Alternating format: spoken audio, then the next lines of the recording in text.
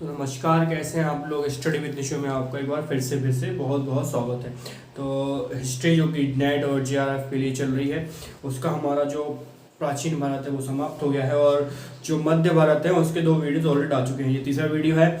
और जो तुर्क आक्रमण है, तुर्क आक्रमण है, इससे पहले हमने क्या है, मोहम्मद गजनबी को पढ़ लिया था। आज हम पढ़ेंगे उसी क्रम में मोहम्मद गौरी को। तो स्टार्ट करते हैं मोहम्मद गौरी के बारे में। तो जो मोहम्मद गौरी है, बेसिकली अगर हम बात करें, वो ससबनी वंश का शासक है। किसका? ससबनी वंश का शासक है। और ये जो ससबनी वंश है वो मूलतः कहाँ पर जिनका राज रहा है, तो जो ससबनी वंश है उसका क्या है, जो मध्य एशिया में क्या है, गौर प्रांत हुआ करता था। पहले क्या है, देश नहीं हुआ करते थे, पहले क्या है, प्रांत हुआ करते थे। तो मध्य एशिया के क्या है, एक प्रांत गौर प्रांत है। तो उस गौर प्रांत में किसका शासन हुआ करता था? ससबनी वंश का। तो इससे भी पहले क्या है, वहां पर किसका शासन था? इससे भी पहले वहां पर गजनवियों और सल्जुकों का शासन था। और ये जो ससबनी वंश है, जो मोहम्मद गौरी का वंश है, वो उसके अधीन काम करता था। किसके? गजनवी वंश के और सल्जुकों के वंश के अधीन क्या है, काम करता था। तो अगर हम बात करें तो जो गौर प्रांत है वो कहाँ पर है? अफगानिस्तान में और अफगानिस्तान में एक गौर प्रांत था। तो वहां पर किसका शासन था? वहां पर गजनवियों और सल्जुकों का शासन था। उसके अधीन ही क्या है, जो ससबनी वंश है, जो मोहम्मद गौरी का वंश है, वो उनके अधीन काम करता था। तो अगर हम बात करते हैं गौर जो प्रांत है उसका गवर्नर कौन था उस समय, तो जो गौर प्रांत है उसका गवर्नर कौन था? अलाउद्दीन, जो कि क्या है, मोहम्मद गौरी का चाचा है। तो जो हमारा अलाउद्दीन है, जिसको क्या है, जहान खोज भी कहा गया है, तो वो क्या है, गवर्नर था। किसका? गौर प्रांत का। और उसने ही क्या है, स्वतंत्र एक क्या है, जो गौर पर क्या है, एक स्वतंत्र राज्य की स्थापना करने का प्रयास किया। उसने क्या है, बहुत से कब्रों को खुदवाया और क्या है, उनका अपमान किया और उनको जला दिया। किसने? मोहम्मद गौरी के चाचा, जिसको कहते हैं हम अलाउद्दीन ने।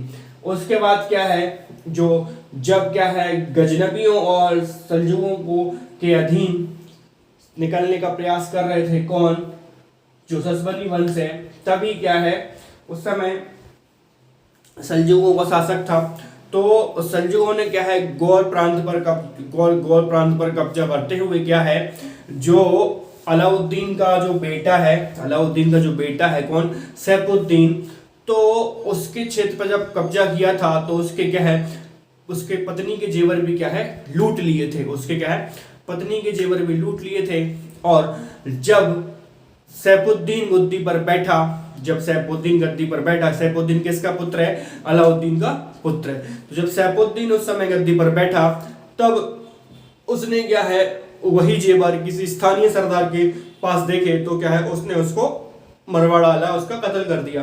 तो सैफुद्दीन का शासनकाल क्या है, 1 वर्ष तक रहा है। कितना बड़ा है? 1 वर्ष तक रहा है।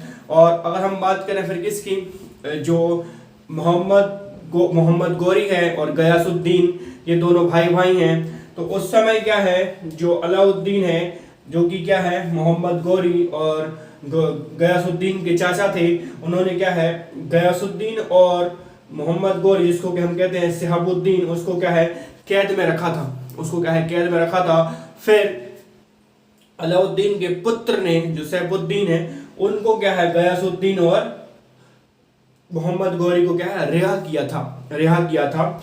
और उसके बाद क्या है, सैफुद्दीन के मृत्यु के बाद ही, मतलब उसकी सैफुद्दीन की 1 वर्ष के शासनकाल के बाद ही, फिर क्या है, गयासुद्दीन गद्दी पर बैठा।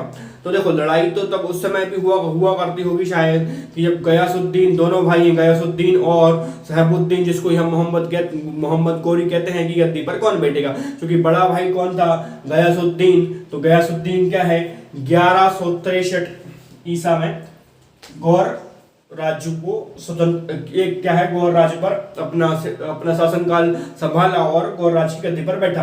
कब? 1163 में। और इसने क्या है एक स्वतंत्र राज्य की स्थापना की, जिसको हम कहते हैं ससबनी वंश। फिर क्या है जो गौर प्रांत पर क्या है मूलतः किसका शासन हो गया था? गयासुद्दीन का। और ससबनी वंश का मुख्य क्या है मूल रूप से क्या है अधीनता से निकलकर एक स्वतंत्र राज्य के रूप में कौन आ गया था? हमारा ससबनी वंश, जिसकी स्थापना किसने की थी?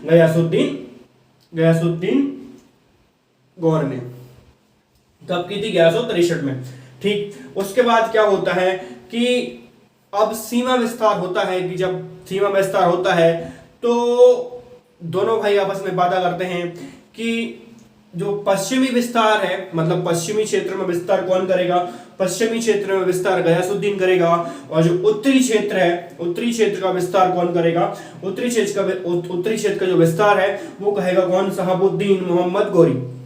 वो कौन करेगा? मोहम्मद गौरी। तो उत्तरी क्षेत्र में कौन आता है? उत्तरी क्षेत्र में हमारा भारत आता है। तो भारत पर साम्राज्य स्थापित करने के लिए, साम्राज्य का विस्तार करने के लिए मोहम्मद गौरी आगे बढ़ता है। तो अगर हम बात करें कि जो भारत पर आक्रमण के प्रमुख कौन कौन से ऐसे कारण थे जिस कारण से क्या है मोहम्मद गौरी आक्रमण करने के लिए बढ़ा, तो पहले की बात अगर हम देख लें, जब दोनों भाइयों में क्या है एक वादा हुआ था कि भैया हम कहाँ करेंगे? पश्चिमी विस्तार करेंगे कौन? गयासुद्दीन। और उत्तरी विस्तार कौन करेगा? मोहम्मद गौरी। तो पहला तो भारत पर हमला करने का पहला जो मूल कारण है, मूल मतलब क्या है? मुख्य कारण है, जो मुख्य कारण है, मेजर एलिमेंट है, वो अगर हम बात करें तो क्या है? साम्राज्य विस्तार, बाउंड्री एक्सपेंशन।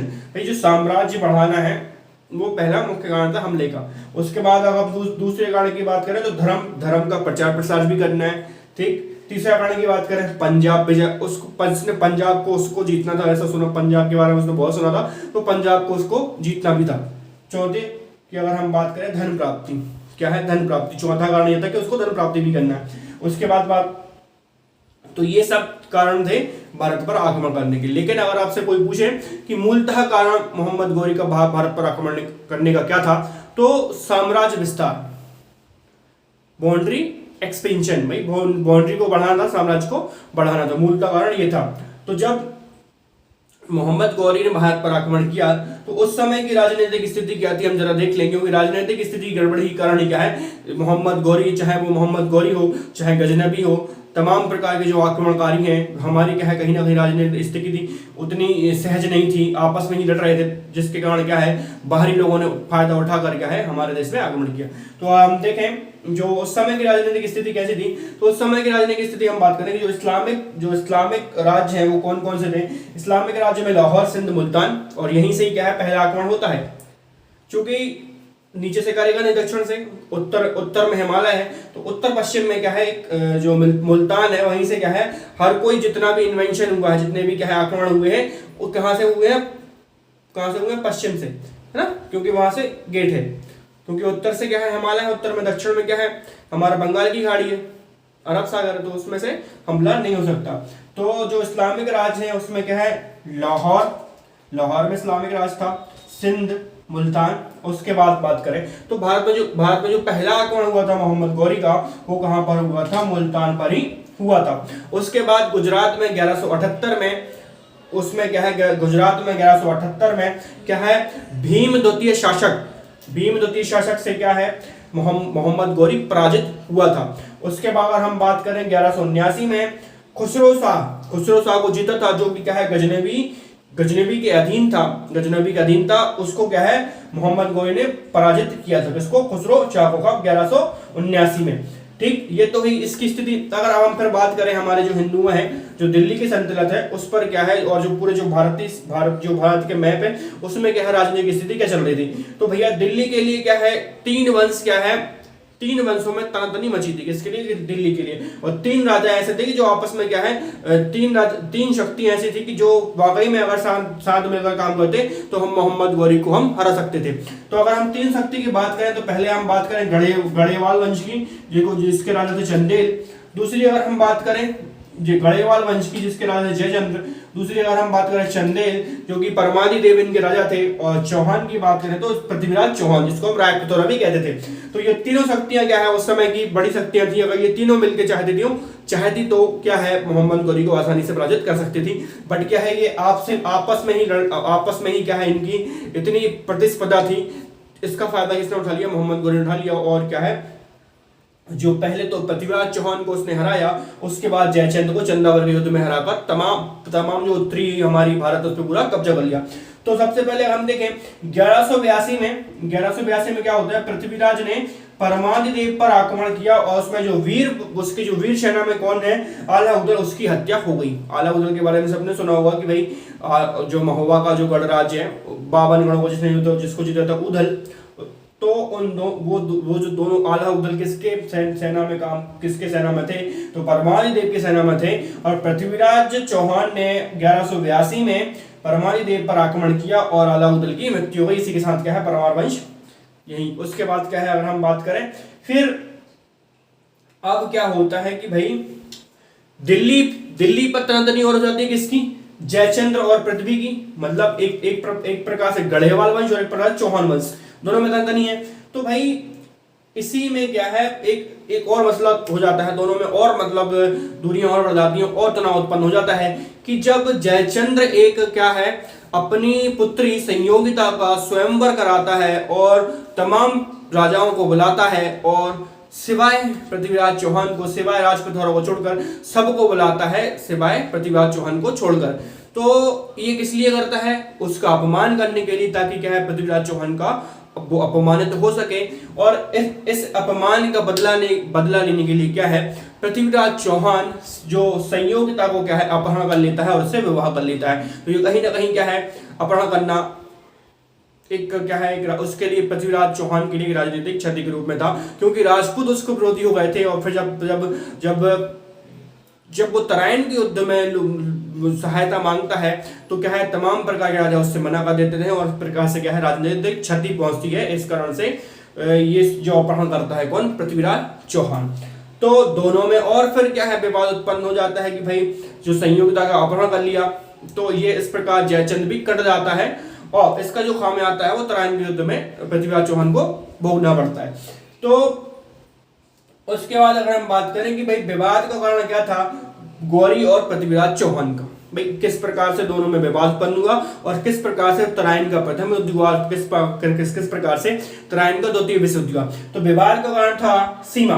देखो 1185 में सियालकोट और 1188 में ताबर हिंद और भटिंडा, दोनों क्षेत्रों को क्या है पृथ्वीराज अपना क्षेत्र समझता था और इन दोनों क्षेत्रों पर क्या है मोहम्मद गौरी ने आक्रमण करके अपने अधीन कर लिया। इसी बीच क्या है रुकनुद्दीन हमजा जो कि क्या है मोहम्मद गौरी का दूत है, पृथ्वीराज के दरबार में आता है संधि करने के लिए। बट क्या है पृथ्वीराज चौहान मना कर देता है कि इसको हमजा को संधि हम बंदी नहीं करेंगे। फिर इस प्रकार क्या है 1191 में तराइन का प्रथम युद्ध होता है जिसमें कि सेनापति कौन थे पृथ्वीराज की तरफ से, खांडेराव गोविंदराव, ठीक। और अगर हम बात करें जो मोहम्मद गौरी की सेनापति हैं वो हम बात करें तो खारबक, इल्हम, खारमिक और मुकलब, ये उनके सेनापति हैं। और प्रथम युद्ध में जब तराइन का प्रथम युद्ध होता है तो उस युद्ध में क्या है पृथ्वीराज चौहान आसानी से जीत जाते हैं। उसके बाद क्या है मोहम्मद गौरी को बंदी बनाकर, जो कि घायल अवस्था में बंदी बनाकर क्या है दरबार में ले आते हैं। पर वही होता है कि क्या है पृथ्वीराज चौहान गलती कर देते हैं कि एक उसको जाने देते हैं, इलाज मिलाज करा के मोहम्मद गौरी को जाने देते हैं। तो उस समय लेकिन क्या है जो राजपूत होते थे उनमें युद्ध के नियम होते थे कि भाई हम किसी को घायल अवस्था में नहीं मार सकते, जिसको भी मारेंगे हम सीने पे मारेंगे, पीठ पीछे हम वार नहीं करेंगे। तो इस प्रकार के नियम थे। पर क्या है ऐसा जो मुस्लिम शासक हैं उनमें कोई धर्म नीति विरोध नहीं था, वो जहां जैसे उनका मारना था दुश्मनों को मार देते थे। तो ऐसी गलती क्या है मोहम्मद गौरी ने नहीं की। तो उसके बाद मोहम्मद गौरी को जाने दिया, उसको छोड़ दिया। फिर क्या है मोहम्मद गौरी तराइन के द्वितीय युद्ध में बहुत तैयारी करके आता है और फिर तराइन के द्वितीय युद्ध में जो मोहम्मद गौरी है वो क्या है, पृथ्वीराज चौहान को हरा देता है और बंदी बनाकर क्या है, गजनी ले जाता है। तो इस युद्ध की जानकारी हमें कहां से मिलती है, किसकी, तो युद्ध की जानकारी हमें तबकाते नासरी, जो किसने लिखा है, मनहजुद्दीन सिराज ने लिखा है। अगर हम बात करें हसन निजामी ताजुल मसरी, ये ने लिखा है। और इसके बाद चंद्रवर्दाई की पृथ्वीराज रासो, तीनों बुकों से क्या है, हमें तराइन के प्रथम युद्ध और द्वितीय युद्ध की हमें जानकारी मिलती है। और ये तबकाते नासरी, इसमें क्या है, किसने लिखा है, मनहजुद्दीन सिराज। इसके बाद इसने इस पुस्तक में क्या है, जो मोहम्मद गौरी की तमाम विजयों का उल्लेख किया गया है। तो इनके अनुसार ही क्या है, जो तबाके नासरी है, जो किसकी, मनहजुद्दीन सिराज, इसके अनुसार क्या है कि इसमें बताया है कि भाई गजनी ले जाके पृथ्वीराज चौहान को मार दिया था। उसके बाद क्या है, जो हसन निजामी है ताजुल मंसारी, इसमें नहीं लिखा है कि उसको मारा था, इसके अधीन कर लिया था। मतलब इसके अनुसार क्या है कि भाई पृथ्वीराज ने उनकी अधीनता स्वीकार कर ली थी, किसकी, गौरी की। और इसमें चंद्रवर्दाई जो कि पृथ्वीराज रासो की है, इसके अनुसार क्या है कि पृथ्वीराज ने किसको मार दिया था, मोहम्मद गौरी को मार दिया था। तो इतिहासकारों ने अपने अनुसार लिखा है। बट अगर हम देखें तो पृथ्वीराज ने मोहम्मद गौरी को नहीं मारा था, क्योंकि आगे चल के उनके सिक्कों पर मोहम्मद गौरी के जो सिक्के हैं वो हमें मिलते हैं। और आगे चल के युद्ध भी होता है चंदावर का, तो चंदावर का युद्ध भी होता है। तो चंदावर का युद्ध में मोहम्मद गौरी किसको हराता है, जयचंद को हराता है। तो ऐसा नहीं है, मारा नहीं था।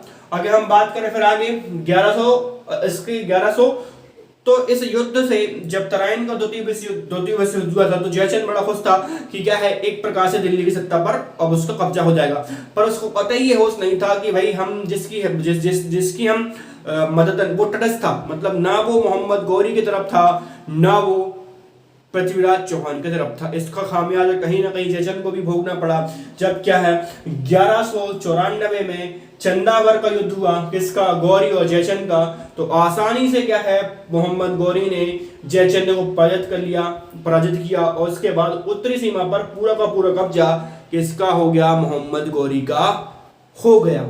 तो जयचंद जहां तक सोच रहा था कि भाई उसका एक जो विरोधी है, जो पृथ्वीराज चौहान है, वो खत्म हो गया। और वो कहीं ना कहीं, लेकिन ये कहीं आघात था कि अगर ये तीनों मिलके, जैसे कि अगर गढ़ेवाल वंश हो गया, चंदेल वंश हो गया, चौहान वंश हो गया, ये तीनों शक्ति मिलके अगर मोहम्मद गौरी का आक्रमण सहते और मुकाबला करते उससे, तो कहीं ना कहीं मोहम्मद गौरी इतनी बड़ी जीत नहीं सकता था और इतने बड़े भूभाग पर साम्राज्य नहीं स्थापित कर पाता।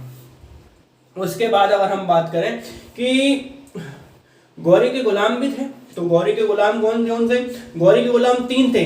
यालदोज जो कि गजनी पर शासन करता था, मतलब ये इसका कहना था मोहम्मद गौरी का कि जो उसके गुलाम है उसके लड़के जैसे, भाई आगे उत्तराधिकारी कौन बनता है, उसके लड़के ही बनते हैं। तो इसका भी कहना था कि भाई जो उसके गुलाम है वो उन्हें अपने लड़कों जैसा मानता था।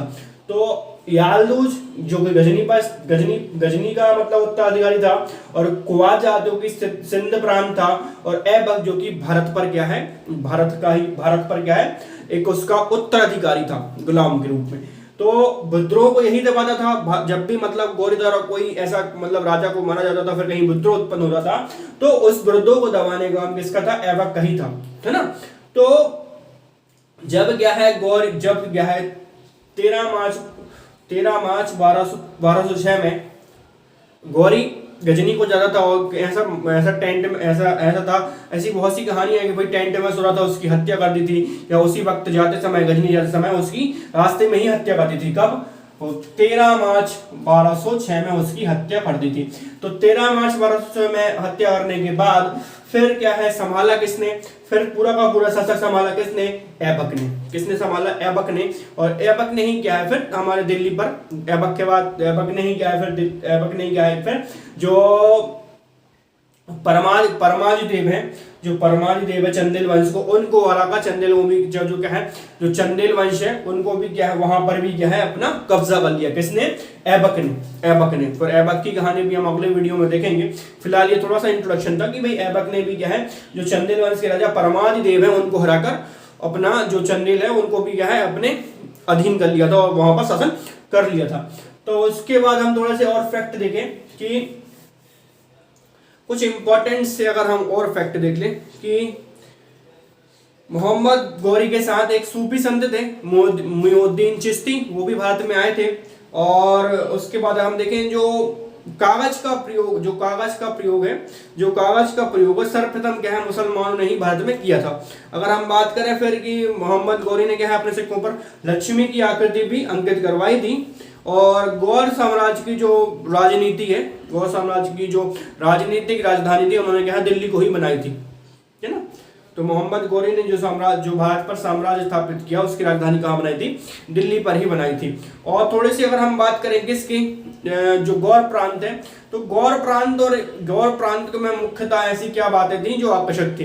तो गौर प्रांत अपने घोड़ों के लिए जाना जाता था, जो कि क्या है उस क्षेत्र में काफी अच्छे घोड़े होते थे, रफ्तार वाले घोड़े होते थे। और क्या है वो घोड़ों को क्या है नाल भी पहनाते थे ताकि क्या है उनकी रफ्तार कम ना हो। दूसरा अगर हम बात करें वहां पर लोहे का अच्छा खासा सिस्टम था, तो लोहे से क्या है सैन्य जो तलवारें बनती थी वो भी धारदार होती थी और सैन्य शक्ति को क्या है मुकाबला अच्छा खासा हो जाता था।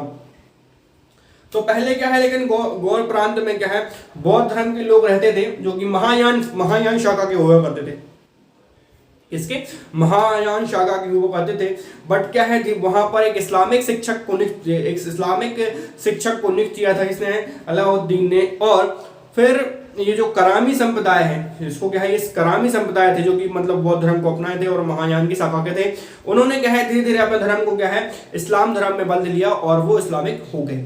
तो ये तो संपूर्ण जानकारी थी किसकी? मोहम्मद गौरी के बारे में और गौर प्रांत के बारे में, किस प्रकार उसने भारत पर आक्रमण किया, किस प्रकार से एक साम्राज्य स्थापित किया और किस प्रकार से उसकी मृत्यु हुई। और उसके बाद उसके जो गुलाम है ऐबक, वो क्या है आगे इसी प्रकार से सत्ता को आगे बढ़ाएगा। तो ऐबक के बारे हम कल पढ़ेंगे। तब तक के लिए अगर वीडियो समझ में आया, अच्छा लगा तो लाइक एंड शेयर करना है। और जो भी आपके जो मित्र हैं जो यूजीसी नेट हिस्ट्री से तैयारी कर रहे हैं, वो यूट्यूब चैनल जो है नेट JRF हिस्ट्री उसको सब्सक्राइब कर सकते हैं। और जो फेसबुक जो पेज है उसको भी क्या फॉलो अप कर सकते हैं, ताकि आपको जो समस्त प्रकार की जो हिस्ट्री से रिलेटेड चीजें हैं वो यहाँ मिलती रहेंगी। और साथ ही साथ इंग्लिश की जो ग्रामर है वो भी क्या है आपको उस पर मिलती रहेगी। तो तब तक के लिए good night and take care.